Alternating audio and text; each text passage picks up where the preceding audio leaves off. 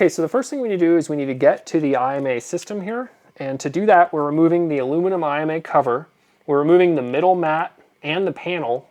And we're also moving the center cross member across the front. And I like to remove the passenger seat as well. And I also like to remove the spare tire. Once we've done all of that, we will take off the IMA harness. So we'll undo all of these connectors and remove the entire harness from the car because we'll be modifying it. To remove the MCM connectors, I like to use a flathead screwdriver, and I pull up on the tab on the bottom, and then I use the flathead screwdriver to pull each connector out. That way you're not having to pull on the wires, which is really bad for them. We're gonna do the same thing on the BCM connectors here. And then we also need to unplug the fan 2-pin there. And we need to unplug all of these connectors as well. So now I'm removing the 2 seat connectors. And with that, we have all of the connectors disconnected, and we just need to pop this plastic zip tie off. And that is the IMA wire harness. Okay, now we're gonna remove the HVDC bus. Make sure you have that IMA switch off. And we will also remove the HVDC ground reference.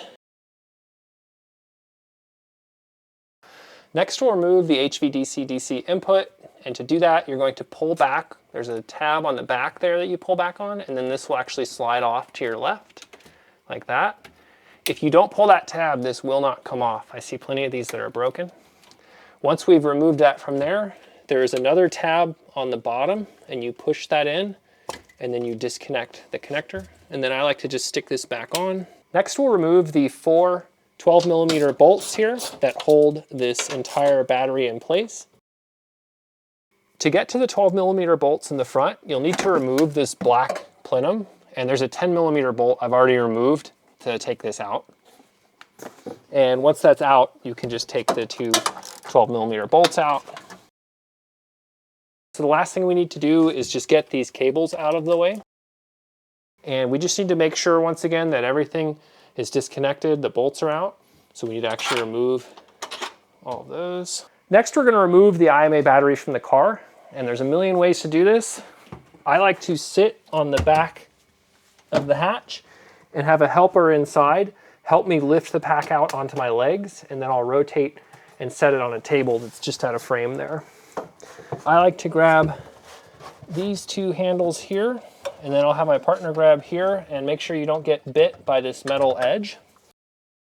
And the goal is just to get it up on my legs here. All right, 1, 2, 3. Now that we have the battery out, in 2001 and later cars, we'll have a styrofoam piece that will come out of the bottom, and it's not reused. So now we'll remove the air plenum, and we don't reuse that, so we can just discard it as well. Next, we're gonna remove this 10mm bolt.